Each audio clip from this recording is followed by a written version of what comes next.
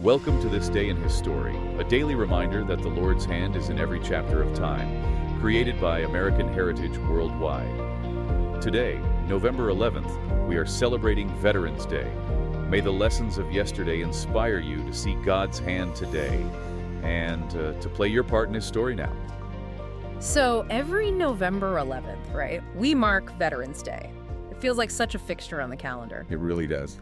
But our mission today, it isn't just to note the date. We want to dig into the intense history, that crucial difference people often miss, and the, frankly, almost superhuman dedication behind it all. Yeah, absolutely. We want you to walk away really understanding not just what the day is, but why it has these profound rituals. Okay, so before we get into the history and everything, where should we start?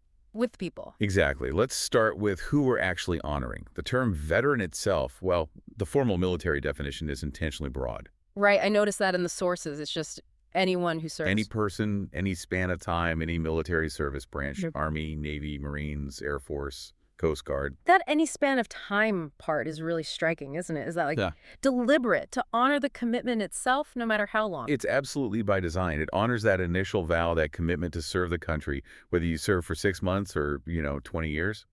So it sets this huge scope for the holiday right from the get-go. Precisely. Okay, so if the scope is that wide today, let's rewind. Let's get into the history. Right. No, it's November 11th, fixed. Why that specific date? It goes way back, right? It goes way back. To the end of World War I, actually. This day didn't start as Veterans Day.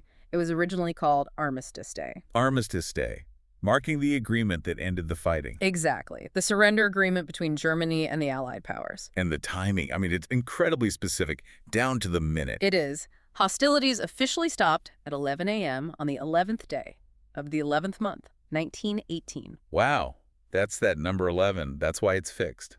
November 11th every year. No moving it for a Monday holiday or anything. That's the reason. It's tied to that exact historical moment. And Armistice Day, which became a national holiday, in 1938, the feeling behind it then was it just celebration or something more? It was definitely celebration, but also a really profound, maybe fragile hope for lasting peace. Remember, that was a war to end all wars. Right. That hope. And that connects to the symbol, doesn't it? The red poppy. It does. That red poppy flyer became the symbol. And it wasn't just a random choice. It was directly linked to the battlefields. Yeah, the sources mentioned they grew wild on the Western Front.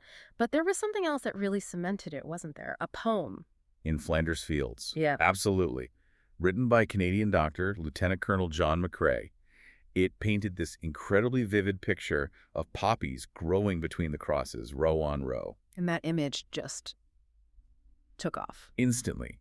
It immortalized the poppy as this symbol of remembrance, of sacrifice. It became the defining decoration for Armistice Day pretty much everywhere in the Allied nations. So the holiday kept that name, Armistice Day, for quite a while. But then things changed. Big time. They did. After 1938, you had World War II, then the Korean War. The scale of conflict just exploded. And honoring just the end of WWI, it started to feel insufficient. Exactly. Yeah. It felt inadequate when millions more had served and sacrificed in these huge global conflicts. The reality on the ground had changed.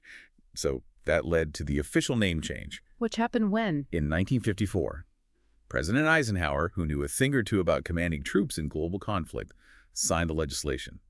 Armistice Day officially became Veterans Day. That completely reframes it, doesn't it? It wasn't just about WWI anymore. Not at all. It was a direct nod to the millions who had served in WWII, Korea, and potentially future conflicts. It shifted the focus from the end of one war to the enduring idea of service itself. Service across all time periods, all conflicts, even peacetime. That's the crucial evolution. It honors the commitment whenever and wherever it happened. Okay, that clarity is really helpful, and it brings us closer to the present day. But before we talk about the big ceremonies, like at Arlington, we have to address the elephant in the room. Yes. The confusion. The Veterans Day versus Memorial Day mix-up. Oh. So many people get this wrong. Let's be super clear. Okay, let's break it down. Memorial Day, which is in May, is specifically for honoring military personnel who died while serving, died in service.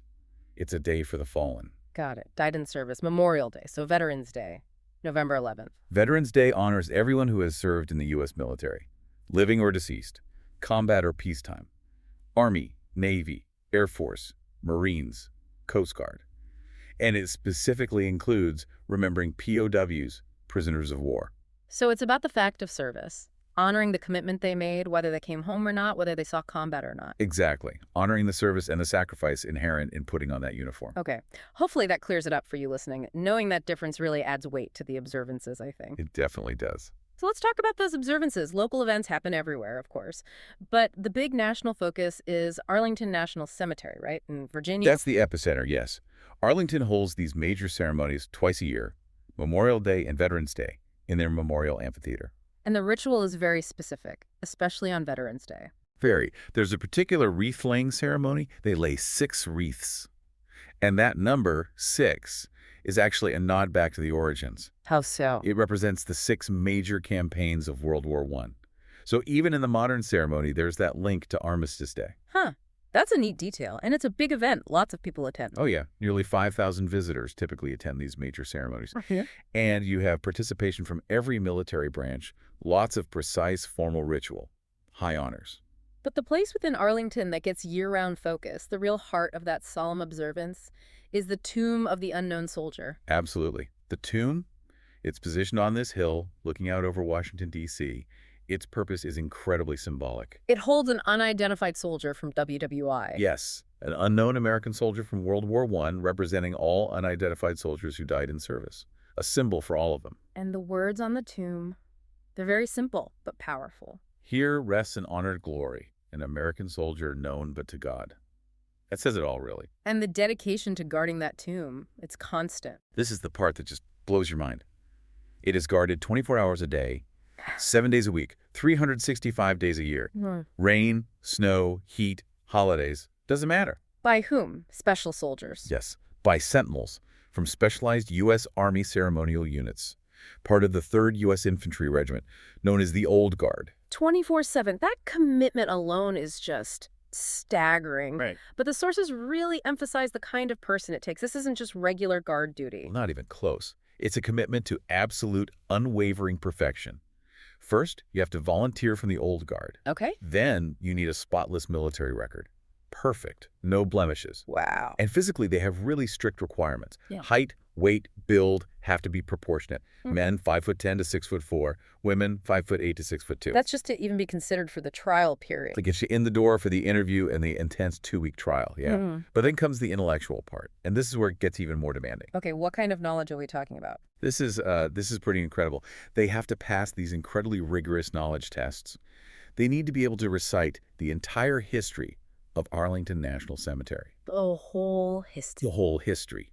And get this, they also need to know the locations and the stories of more than 200 specific grave sites within the cemetery. 200, wow. So they're not just guards, they're like living historians of the place. They embody that sacrifice. That's a great way to put it. They embody it. Their average tour guarding the tomb is about 18 months.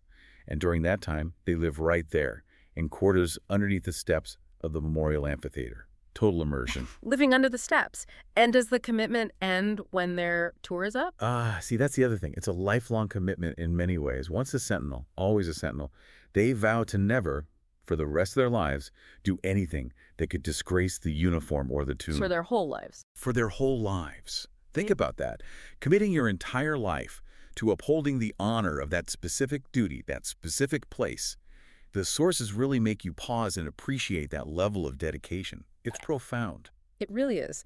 That perspective makes the whole idea of Veterans Day feel heavier, more meaningful. We started out wanting to look past just the date, November 11th. And we found this incredible interwoven story. The number 11, the poppies, that vital difference between honoring service and honoring the fallen. And landing on this unbelievable living commitment of the sentinels at the tomb. Yeah. And it all circles back to that broad definition of veteran. The day celebrates such a wide range of service. The WWI soldier, the Vietnam vet, the person who served during the Cold War, the Coast Guard member during peacetime. It honors them all, the act of service itself. That's the core message, I think. So thinking about what you, the listener, can take away from this deep dive, the simplest suggestion from the sources is probably the most direct. Just say thank you? Yeah. Take a moment. If you know someone who serves or has served, genuinely thank them. Acknowledge what that commitment means. It's a small gesture, but it matters. And, if we broaden the lens a bit, The sources hint the service isn't only about the military uniform. Right. That leads to our final thought for you today. As you're reflecting on Veterans Day, maybe mull this over. Beyond the military context we've discussed. How do you recognize other forms of service to the country? Think about folks in vital civilian roles: education, healthcare, public safety, civil service. What can you do, perhaps this year, to acknowledge that wider circle of commitment, that dedication that also helps hold the country together? Something to think about. A way to maybe extend that spirit of gratitude beyond November 11th. We'll leave you with that thought. Thank you for joining us for this day in his story, created by American Heritage Worldwide. May the lessons of yesterday inspire you to see God's hand today and to play your part in his story now.